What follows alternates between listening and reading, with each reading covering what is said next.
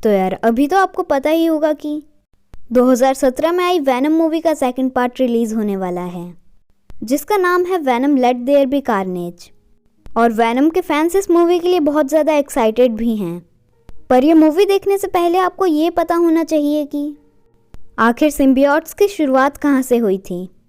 इसलिए आज मैं आपको बताने वाला हूँ गॉड ऑफ सिम्बियोट्स की स्टोरी, जिसका ओरिजिनल नेम है नल। तो अब ज़्यादा टाइम वेस्ट करे बिना शुरू करते हैं। और इस स्टोरी की शुरुआत होती है एकदम अंधेरे से, जब इस यूनिवर्स में कुछ भी नहीं था। उस समय सिर्फ नल और उसकी परछाई थी।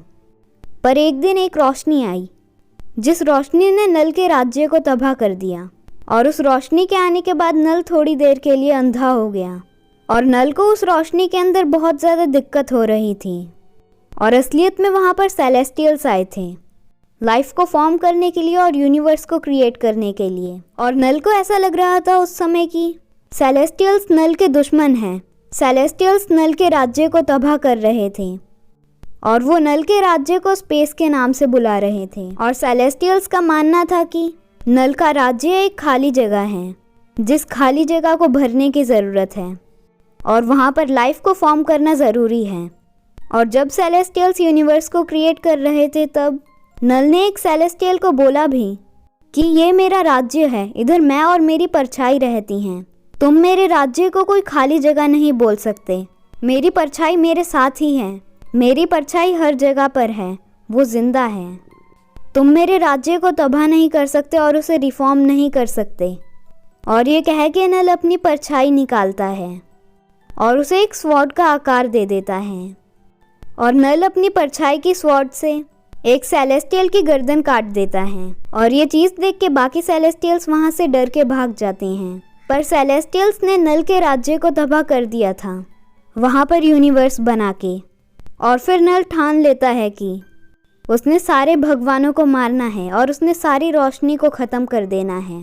उसने दोबारा सारी जगह अंधेरा करना है अब।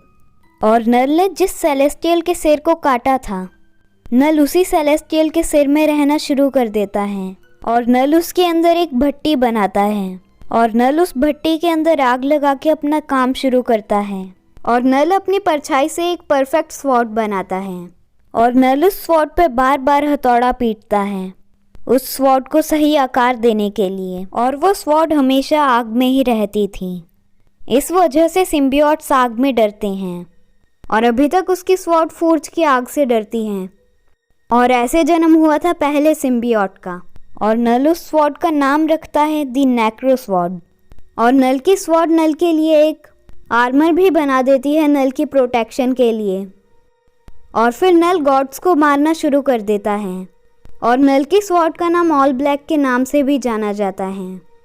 और एक बार नल ऐसे ही एक गॉड से लड़ रहा था और वो गॉड इतना ज़्यादा पावरफुल था कि नल बहुत ज़्यादा वीक हो जाता है उसके सामने। और उस गॉड से लड़ते हुए नल एक प्लैनेट पे गिर जाता है। और उस प्लैनेट के लोग गॉड्स पे बहुत ज़्यादा ट्रस्ट करते हैं, पर गॉड्स इस प्लैनेट के लोगों पे बिल्कुल भी ध्यान नहीं देते। और इसी वजह से इस प्लैनेट के लोग भूख प्यास से मरते रहते हैं। लेकिन फिर भी इस प्लैनेट के लोग गॉड्स पे बहुत ज़्यादा ट्रस्ट करते हैं। पर उन सब लोगों में से एक आदमी बहुत ज़्यादा अलग है। वो आदमी बिल्कुल भी गॉड्स पे ट्रस्ट नहीं करता और वो आदमी है गौर। गौर की ज़िंदगी बहुत ज़्यादा दुख भरी है, क्योंकि गौर की मॉम की डेथ एक जंगली जानवर के हमला करने से हो गई। और उसकी एक वाइफ भी है जो प्रेग्नेंट है, लेकिन उसकी वाइफ की भी डेथ हो जाती है। और गौर गॉड्स पे बिल्कुल भी भरोसा नहीं करता। इस वजह से गौर को उसके कबीले से भी निकाल दिया गया। और अब गौर का भरोसा गॉड्स के ऊपर से पूरी तरह से उठ चुका है। तो बाकी की स्टोरी कंटिन्यू करते हैं। और जिस समय नल उस गॉड से लड़ाई कर रहा था, उस समय गौर नल को उस गॉड से लड़ते हुए देखता है। और उस समय वो गॉड गौर से हेल्प मांगता है, पर गौर उस गॉड को साफ साफ मना कर देता है हेल्प के लिए। और गौर उस गॉड से कहता है, आखिर तुम तब कहाँ थे जब मेरी वाइफ भूख प्यास से मर रही थी? और जब मेरी वाइफ चिल्ला रही थी तुमसे मदद के लिए, तब तुम कहाँ पर थे? और तुम तब कहाँ थे जब मेरी मॉम एक जानवर की तरह मर रही थी? आखिर तुम उस समय कहाँ पर थे? और गौर उस गॉड को जान से मार देता है। और फिर अचानक से नल के शरीर से एक छोटा सा सिम्बियोट का टुकड़ा निकलता है और वो नल के साथ अपना बॉन्ड बना लेता है। और उसके बाद गौर के पास भी सिम्बियोटिक पावर्स आ जाती हैं और नल के उस गॉड से लड़ाई करने के बाद नल बहुत ज़्यादा वीक हो जाता है और अपनी बॉडी को हील करने के लिए नल बहुत सालों तक एक अजीब प्लैनेट पर रहता है। और नल को उस प्लैनेट पर रहते हुए पता चलता है कि नल अपनी परछाई का किसी भी लिविंग थिंग के साथ बॉन्ड बना सकता है। और ये चीज़ पता चलने के बाद नल उस प्लैनेट के सारे लिविंग थिंग्स के साथ अपना बॉन्ड बना लेता है और उन सब के साथ बॉन्ड बनाने के बाद नल देख सकता है कि वो सब क्या देख रहे हैं। नल उन सब के माइंड्स को कंट्रोल कर सकता है। नल उन सब का होस्ट बन जाता है। नल को उनकी सारी फीलिंग्स महसूस होगी। अगर उन सब को दर्द होगा तो फिर नल को भी दर्द होगा। और इतनी सारी लिविंग थिंग्स के साथ बॉन्ड बनाने के बाद नल खुद से कोई काम नहीं करता और अपने सारे काम उन सब लिविंग थिंग्स से करवाता है। और नल उन सब के लिए एक भगवान भी बन जाता है। और फिर एक ड्रैगन सिम्बियोट अर्थ पे आ जाता है और फिर वहाँ पर अर्थ को प्रोटेक्ट करने के लिए आ जाता है God of thunder, the mighty Thor. और फिर थॉर वहाँ पे पहुँचने के बाद उस ड्रैगन सिम्बियोट पे बहुत ज़्यादा खतरनाक एक बिजली का झटका देता है और वो झटका इतना ज़्यादा ताकतवर था कि नल को भी वो झटका महसूस होता है और एक ही झटके में सारे सिम्बियोट्स के साथ नल का बॉन्ड टूट जाता है।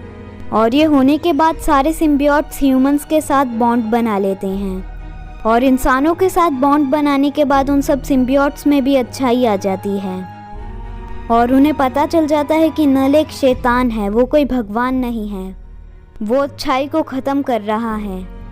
और नल उन सब सिम्बियोट्स से कहता है, मेरे बच्चों तुम सब इन्फेक्ट हो चुके हो अच्छाई से।